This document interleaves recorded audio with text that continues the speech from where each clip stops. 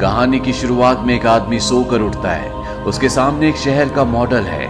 इस आदमी को कुछ भी याद नहीं है कि वो कौन है, वो यहाँ पर क्या कर रहा है। और तभी अचानक कमरे में सब चीजें बदलना शुरू हो जाती है। वो भागकर कमरे से बाहर जाता है और जब वो बाहर जाता है तो वो देखता है कि पूरा शहर तबाह हो चुका है। यहाँ पर कुदरत के नियम लागू नहीं होते। उसे अजीब अजीब से लोग दिखते हैं। बिल्डिंग्स आसमान में हवा में तैर रही है। इससे पहले कि विक्टर कुछ समझ पाता, उसके सामने एक शैतानी छाया आती है जो विक्टर पर हमला करती है।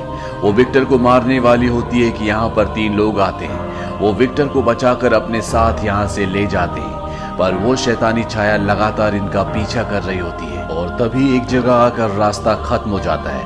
विक्टर के साथ जो 3 लोग होते हैं वो उसे वहां से कूदने के लिए कहते हैं, और विक्टर घबराता है क्योंकि आगे एक बहुत गहरी खाई होती है। उन तीनों में से एक विक्टर को धक्का देता है और जैसे विक्टर वहां से कूदता है, वहां से काफी दूर जो मार्केट होती है वहां पर लैंड करता है। इसके बाद एक एक करके तीनों भी यहाँ पर आ जाते हैं, लेकिन अभी भी वो काली छाया इनका पीछा नहीं छोड़ती। इसीलिए उन तीनों में से जिन्होंने विक्टर को बचाया है, एक को अपनी जान देनी पड़ती है। अब ये सब आगे निकल पड़ते हैं। विक्टर लड़की से पूछता है कि तुम कौन हो और ये जगह क्या है।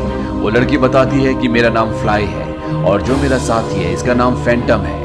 दरअसल तुम कोमा में हो। यहाँ जो कुछ भी तुम देख रहे हो ये सब की सब यादें हैं, उन लोगों की यादें जो कोमा में हैं। कोमा में जाने के बाद इंसान इसी दुनिया में आता है और उसकी यादों में जो कुछ भी होता है वो इस दुनिया में जुड़ जाता है। कई लोगों की यादों में चीजें उथल पुथल होती है, इसीलिए दुनिया पूरी तरह से अनस्टेबल है। अब फ्लाई देखती है कि विक्टर के सिर पर घाव का निशान है जिससे खून निकल रहा है। वो अपनी शक्ति से उसके घाव को ठीक कर देती है। इसके बाद वो उसे हवा में एक बिल्डिंग दिखाती है जो उल्टी होती है और विक्टर को कहती है कि हम वहाँ रहते हैं। ये एक बस के अंदर जाते हैं जो बहुत ही पुरानी होती है, और जब ये उसके पीछे के दरवाजे से निकलते हैं तो ये उस बिल्डिंग में पहुंच जाते हैं जो हवा में उल्टी लटकी होती है।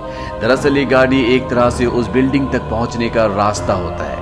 यहाँ पे विक्टर फ्लाई से पूछता है कि वो काला साया कौन था जो हम सबको मारना चाहता था। फ्लाई बताती है कोमा में आने के बाद अगर किसी की मौत हो जाती है, यानी कि इस दुनिया में जो उन लोगों की है जो असली दुनिया में कोमा में जा चुके हैं, तो वो रिपर यानी कि काले साए बन जाते हैं। इसके बाद फ्लाई विक्टर को उसका कमरा दिखाती है जो पूरी तरह से खाली होता है, और वो विक्टर को कहती है जैसे जैसे तुम सपने देखोगे वैसे वैसे तुम्हारा कमरा भरता जाएगा, यानी कि सपने में जो कुछ भी उसे याद आएगा वैसा इस दुनिया में जुड़ता चला जाएगा। और होता भी ऐसा ही है। विक्टर को जो सपना आता है, सपने में जो कुछ दिखता है वो सब कुछ उसके कमरे के बाहर एग्जिस्ट हो जाता है। यहाँ तक कि सपने में उसे कार एक्सीडेंट भी दिखाता जिसमें वो बैठा हुआ था, और वो गाड़ी भी उसके कमरे में होती है। तभी यहाँ पर फैंटम आता है, और जब वो उसके कमरे के बाहर के स्ट्रक्चर देखता है तो वो कहता है कि सच में तुम खास हो। इसके बाद फैंटम उसे अपने साथ ले जाता है और बताता है कि इस दुनिया में सबके पास एक खास पावर होती है, पर उस पावर को पहचानने के लिए हर एक इंसान को एक खास परीक्षा से होकर गुजरना पड़ता है। इसके बाद विक्टर के ऊपर बहुत टॉर्चर किया जाता है, पर उसे अपनी पावर्स याद नहीं आती। फैंटम उससे पूछता है कि तुम असली दुनिया में क्या थे।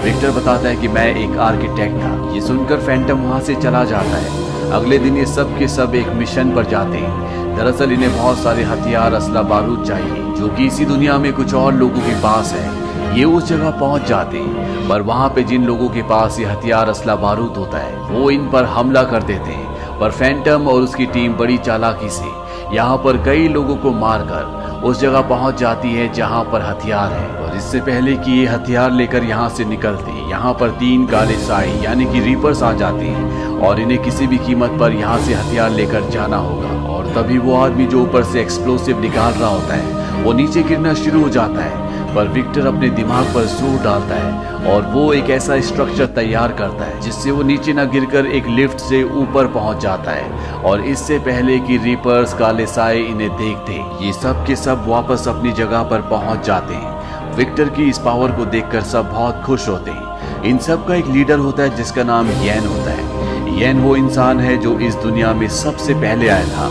वो विक्टर से कहता है कि तुम हमारे लिए एक ऐसी दुनिया, एक ऐसा शहर बनाओ जो किसी की यादों से नहीं बल्कि तुम्हारी इमेजिनेशन से बना हो, जो पूरी तरह से सुरक्षित हो, जहां पर काले साए यानी कि रीपर्स कभी भी ना पहुंच सके। विक्टर इस बात के लिए मान जाता है और अगली सुबह सब के सब यहाँ से निकलकर एक दूसरी जगह जाते हैं जहाँ पर विक्टर अपनी इमेजिनेशन से वो दुनिया बनाएगा जहाँ पर ये हमेशा के लिए सुरक्षित रह सकते हैं। पर इससे पहले कि विक्टर अपना काम शुरू करता, यहाँ पर काले साए आ जाते हैं और वो विक्टर पर हमला करते हैं, पर विक्टर को बचा लिया जाता है क्योंकि वो इन सब में सबसे खास है।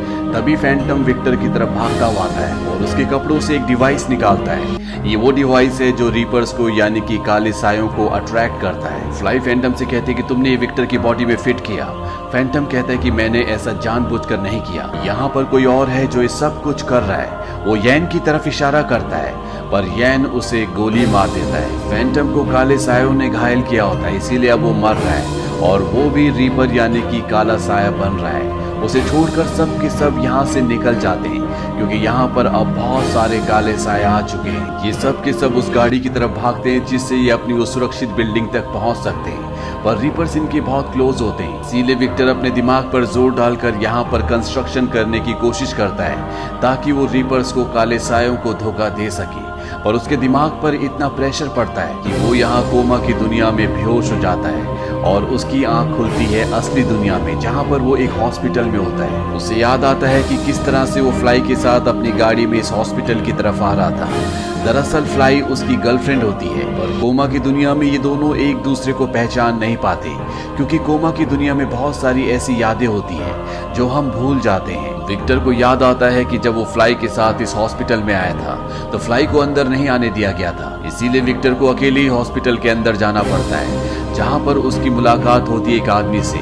इस आदमी का नाम होता है येन। येन वही है जो कोमा की दुनिया में सब लोगों का लीडर है, जो सबसे पहले कोमा की दुनिया में गया था। येन विक्टर को बताते हैं कि जब मैं अध्ययन कर रहा था तो मुझे पता चला कि हमारे मस्तिष्क की गहराइयों में एक ऐसी दुनिया है जहाँ पर हम जो चाहे वो कर सकते हैं, जहाँ दुनिया की सारी खुशियाँ होंगी, पर इसके लिए इंसान को कोमा में जाना पड़ेगा।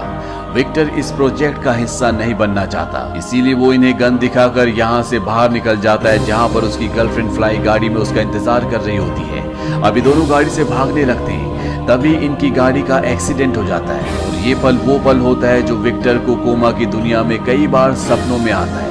एक्सीडेंट होने के बाद इन्हें यैन पकड़ लेता है और पहले फ्लाई को और उसके बाद विक्टर को कोमा की दुनिया में भेजता है। असली दुनिया में कुछ घंटे, कोमा की दुनिया में कई महीनों के बराबर होते हैं। अब यैन यहाँ विक्टर को बताता है कि हम वैज्ञानिकों का एक समूह है जो लोगों को एक ऐसी दुनिया देना चाहते हैं जो चारों तरफ से खुशहाल हो। मैं चाहता हूँ कि कोमा की दुनिया में तुम अपनी इमेजिनेशन से एक ऐसा आइलैंड बनाओ जहाँ पर चारों तरफ खुशियाँ हो, जहाँ पर सुरक्षा हो, वो हर चीज हो जो असली दुनिया में इंसान पाना चाहता है। जैसे तुम एक बहुत बड़े आर्किटेक्ट बनना चाहते हो, पर जो स्ट्रक्चर तुम वहां बना सकते हो असली दुनिया में तुम कभी भी नहीं बना सकते। इसके बाद वो उसे फैंटम को भी दिखाता है जिसके असली दुनिया में दोनों पैर कटे हुए होते हैं, पर कोमा की दुनिया में वो एक बहादुर योद्धा था। यैन उसे बताता है कि फैंटम को असलियत का पता चलना शुरू हो गया था। वो घबरा गया था क्योंकि वो असली दुनिया में लौटना नहीं चाहता था। उसने धमकी दी कि वो सबको सब कुछ बता देगा, इसीलिए मुझे उसे गोली मारनी पड़ी। मैं चाहता हूँ कि तुम कोमा की दुनिया में वापस जाओ और उस प्रोजेक्ट को पूरा करो जो प्रोजेक्ट मैंने तुम्हें बताया था।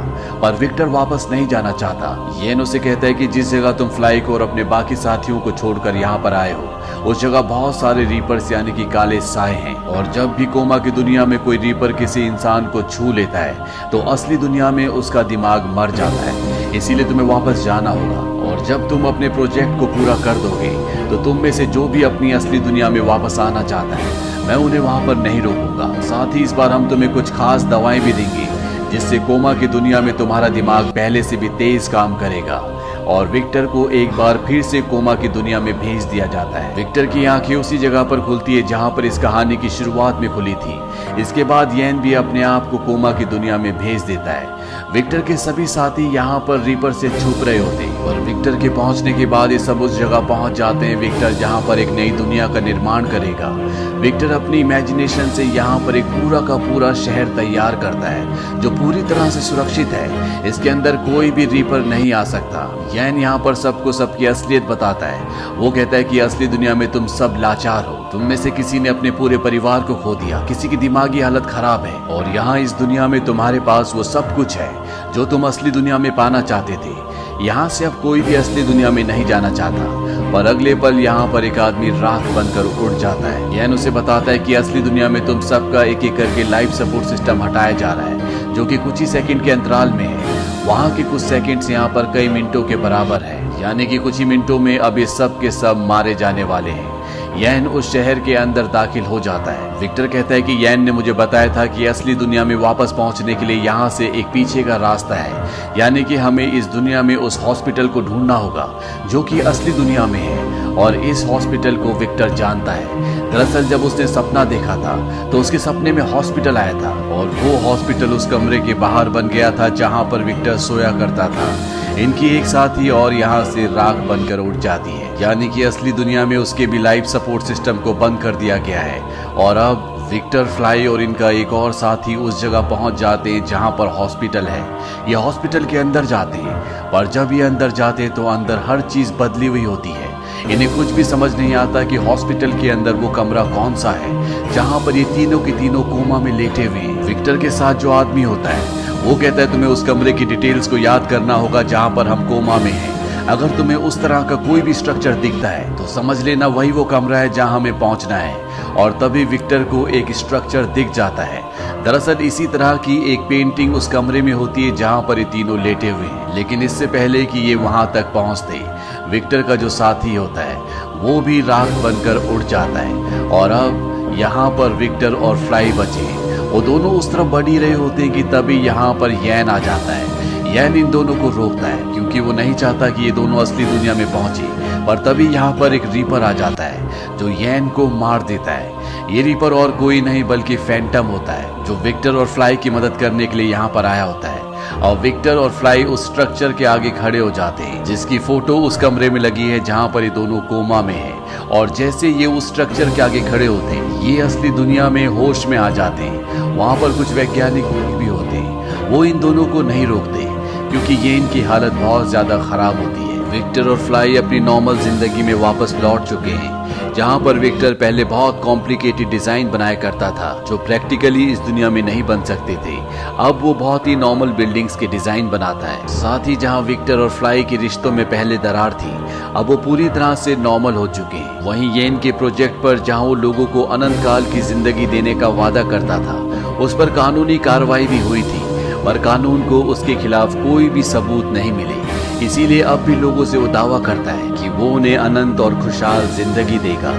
येन विक्टर को एक लेटर भी भेजता है जहां पर वो उसे एक नए प्रोजेक्ट पर काम करने के लिए बुलाता है, यानी कि वो चाहता है कि वो दोबारा कोमा में जाए और एक और अलग दुनिया बनाए। अब विक्टर को फैसला करना है कि वो उस दुनिया में दोबारा जाना चाहता है कि नहीं, क्योंकि यहाँ इस दुनिया में वो अपने आर्किटेक्ट के काम से बिल्कुल भी सेटिस्फाइड नहीं होता। इसी के साथ ये कहानी यहीं पर